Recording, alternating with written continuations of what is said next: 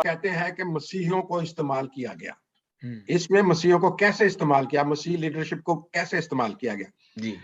शुरू ये ऐसे होता है कि जब पीटीआई अनाउंस करती है जलसे का कि 14 तारीख को वहां पे जलसा होगा, ये 2 मई को एप्लीकेशन देती है डीसी को कि हम यहाँ पे जलसा करना चाहते हैं। जी जी जी। नो ऑब्जेक्शन, किसी की तरफ से कोई ऑब्जेक्शन नहीं आता कि यहाँ पे कोई जलसे की इजाजत है, ये इलाका जो है ये मसीहियों का मुकद्दस जगह है, यहाँ पे जलसा नहीं हो सकता। हिस्ट्री यहाँ की ये बताती है कि नून लीग ने 213 में यहाँ पे अपना बहुत बड़ा जलसा किया था इसका इलेक्शन कैंपेन का। जब 213 के इलेक्शन हुए थे, ख्वाजा आसफ ने यहाँ पे जलसा किया था। शादियों के लिए यहाँ पे जो वहाँ के जो लोकल पादरी हैं और जो प्रिंसिपल हैं स्कूल की, वो परमिशन देते हैं पैसे लेके। क्रिकेट की वहाँ पे खेलें होती हैं और जनाजे होते हैं वहां पे, फ्यूनरल्स होती हैं वहां पे। जाहिर है कि वो फ्यूनरल्स जो है वो मसीहियों की तो नहीं होंगी ना, मसीही तो चर्च के अंदर फ्यूनरल करते हैं, बाहर जो करते हैं तो हमारे दूसरे भाई ही मैदानों में फ्यूनरल करते हैं। तो वो मुस्लिम्स की फ्यूनरल वहां पे होती हैं।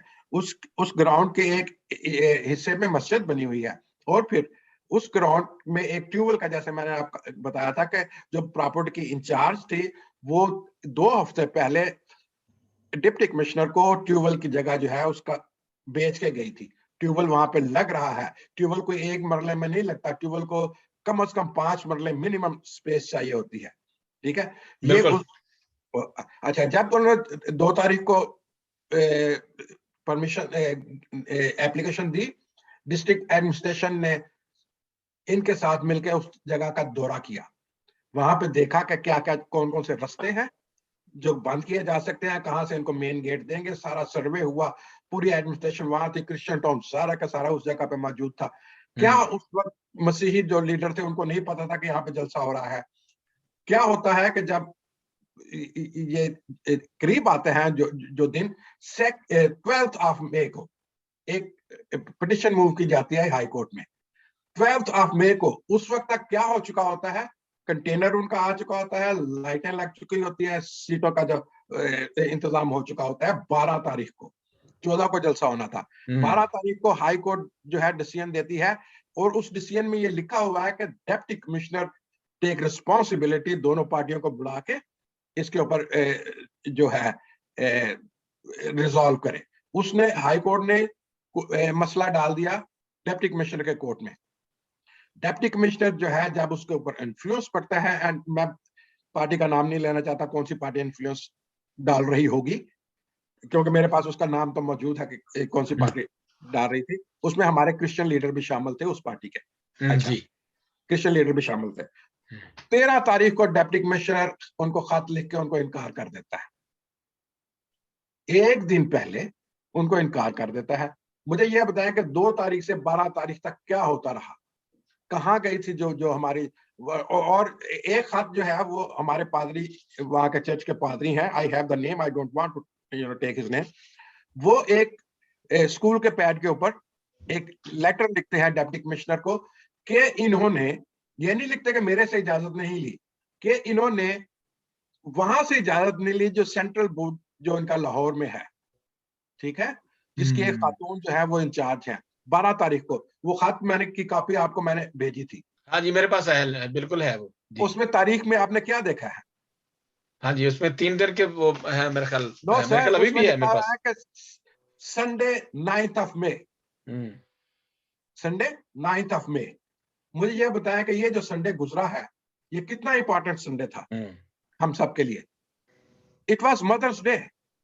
मदर्स डे था, ये 9th मई है, 9th मई 2022 संडे है जी, बिल्कुल। 9th नहीं था, ये 8th को था। इसने डेट जान के गलत लिखी हुई है, इसलिए कि ये किसी ने इसको ये लेटर लिख के दिया है, जो दोनों नीचे साइन करने वाले हैं, they don't know what is happening. हमें नहीं पता, ये उन्होंने खुद नहीं लेटर ड्राफ्ट किया, ये किसी ने 12 तारीख को ही लेटर ड्राफ्ट किया है उनको।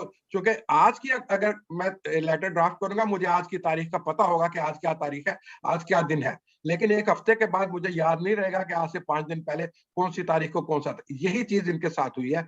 इसने बैक डेट में लेटर साइन किया है, ये जो पादरी साहब हैं, और इनको नहीं पता चला कि संडे 9th नहीं थी, संडे जो था 8 को था। मदर्स डे था और सारी दुनिया को पता था कि सारी दुनिया को पता है। Is the mother's day. 13 तारीख को जब वो उनको इनकार कर देते हैं, क्योंकि 13 तारीख तक उनकी फुल होप थी कि हम यहाँ पे जलसा करेंगे, डिप्टी कमिश्नर किसी के प्रेशर के अंदर आके उसको रिजेक्ट कर देते हैं उनकी एप्लीकेशन को।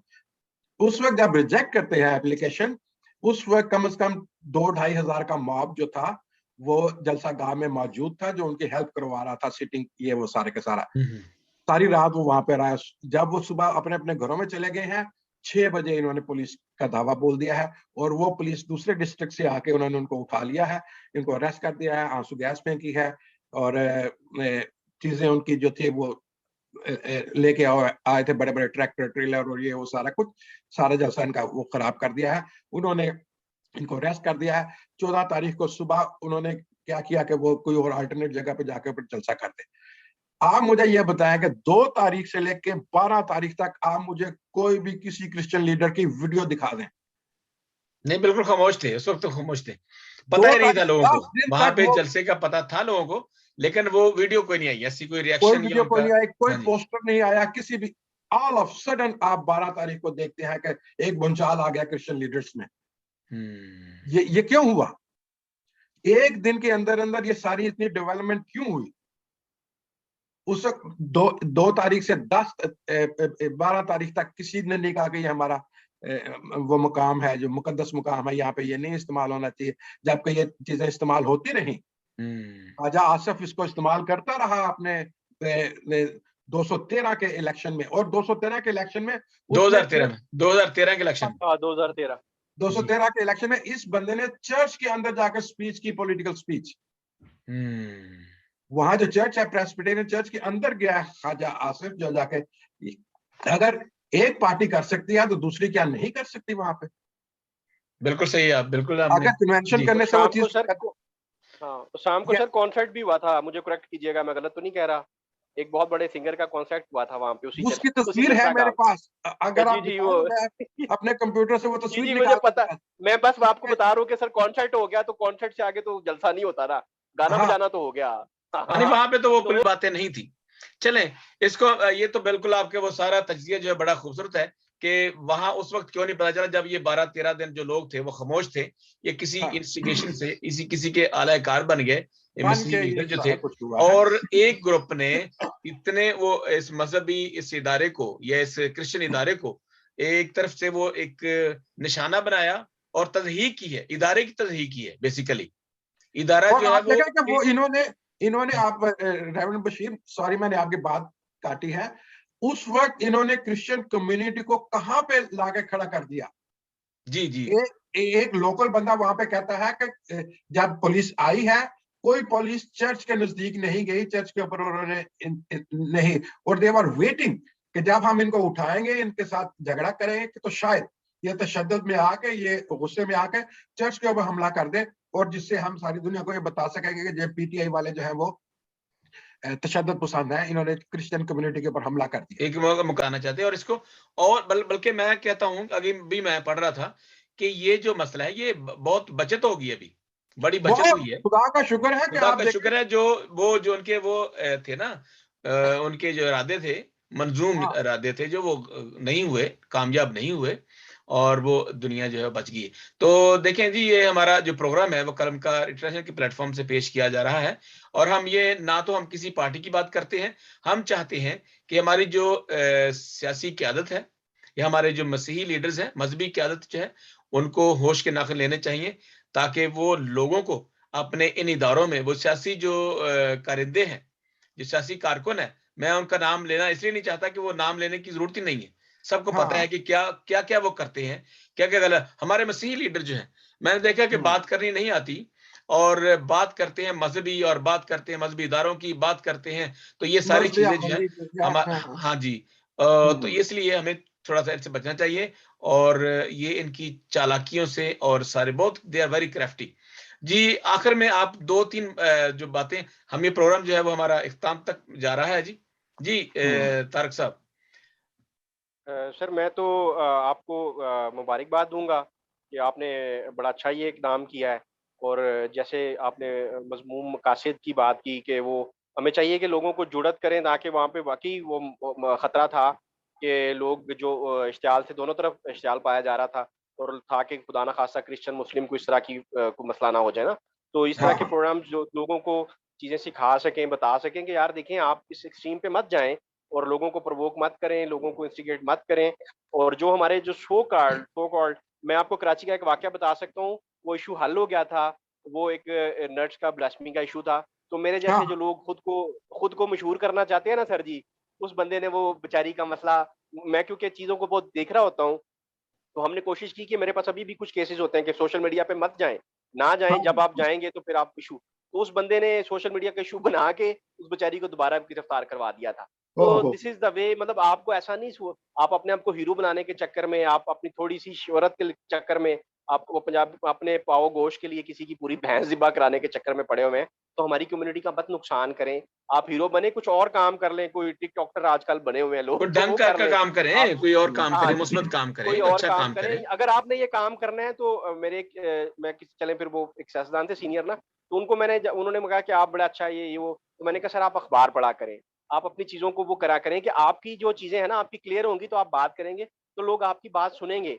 हमारे साथ डबल जेopardy है, हम अगर मैं क्रिश्चियन हूँ और अगर मैं बात भी नहीं कर सकता, अगर मैं अपने आप को मसीही कहता हूँ, तो मैं अपनी कौम के साथ भी सर वो ज़्यादती करता हूँ ना। अपनी कौम का भी लोग कहते हैं क्रिश्चियन इंजे होंगे। मैं किस तरह अपने हम्म आप को रिप्रेजेंट करता हूँ एक लीडर, मतलब मैं तो खैर नहीं हूँ, मैं खाक हूँ, एक बात कर रहा हूँ कि जो लीडर्स हैं उनको ये चाहिए कि वो वेल इक्विप्ड हों, उनके पास बहुत सारा नॉलेज हो, और नॉलेज जो हम्म होता है वो पावर होती है। वो आपको खुदावंद यीशु मसीह ने कहा था, फिर वो तो आपको आज़ाद करती है ना। आप बिल्कुल बेखौफ होके किसी से बेधड़क कोई बात करते हैं। तो हम्म। बेसिकली अगर आप ठीक हैं, तो फिर उसके लिए आपको नॉलेज चाहिए जी, आपको पढ़ना चाहिए, आप जैसे लोगों के साथ इंटरेक्ट करना चाहिए, ये बिल्कुल बैठना सही चाहिए, बात है। आप जो लिखना रेफरेंस चाहिए। दे रहे हैं वो यूहन्ना 8:32 आयत में है ना, कि जब तुम सच्चाई को जानोगे तो सच्चाई तुम्हें आजाद हाँ, करेगी। और जो आज़ाद आजाद करेगी। करेगी। नॉलेज है, नॉलेज आपको आजाद करता है, क्योंकि आप समझ गए कि क्या है यस, सच्चाई का और बुराई का और तबाही का। रास्ते में समझ जाता है नॉलेज से। जो है वो दूसरा, खुदा का दूसरा नाम विजडम है, हिकमत है। और हिकमत हमें बेशक, हासिल करनी बेशक, चाहिए। जरूरी नहीं कि हम सब बेशक। स्कॉलर होंगे, लेकिन हमें अप टू सम एक्सटेंट जिसकी हमें यस। जरूरत है, वो लीडर्स को ये बात लेनी करनी चाहिए ताकि वो अच्छे लीडर बने। और तो सर एक चीज़ मैं सिर्फ एक, तो हर बिल्कुल टॉपिक पे नहीं। बात करूँगा ना, मैं देखिए मैंने मज़हब की कोई बात नहीं की, आपने देखा होगा। हर चीज़ का आप नहीं बन सकते सर, हर चीज़ आप उस्ताद नहीं हो सकते हर चीज़ में। आपका काम जो है वो आप वही करें और ठीक जी, से करें। बिल्कुल। दैट्स हमारा ऑल। यही यही ये मकसद है कि कलमकार इंटरनेशनल का मकसद सिर्फ ये है, ना तो किसी एक मजहब को, ना किसी एक फिरके को, और ना हम कुछ और। ये अदबी से हम मुआशरती और उसके बाद सियासी सियासी गुफ्तगू हम वो करते हैं जो कौम के लिए हो, जो लोगों के लिए हो, जो इंसानों के लिए बेहतरी यस। के लिए हो। अदब हम वो नौजवानों के लिए, जैसे मैंने प्रोग्राम किया था कि नौजवान लोगों को हम अदब की तरफ लेके आते हैं। उसमें ना तो सिर्फ मसीही, बल्कि हम मुसलमान दोस्तों को भी बुलाते हैं। मुसलमान दोस्तों, मेरे बड़े से फॉलोअर्स हैं मेरे, जो नौजवान शायर हैं, वो काम करते हैं हमारे साथ, आते हैं, स्टेज पे आते हैं, हमारे प्लेटफॉर्म पे आते हैं। तो thank you so much sir, बहुत अच्छा लगा आपका। और मैं एवरेस्ट जान साहब का भी तहे दिल से ममनून हूँ कि आप तशरीफ लाए, आपने इतनी तहकीक की। और इस तरह से तारक महमूद गौरी साहब, आसिम खन्ना साहब, सर चूंकि अपनी उन्हें किसी वजह से उन्हें जल्दी जाना पड़ा, वो हमारे सेकंड पार्ट में नहीं थे। बहरहाल उनका भी बहुत मैं ममनून हूँ, शुक्रगुजार हूँ कि वो तशरीफ लाए और उन्होंने अपना तजिया दिया, और उनकी बातें जो वाकई काबिल गौर है और काबिल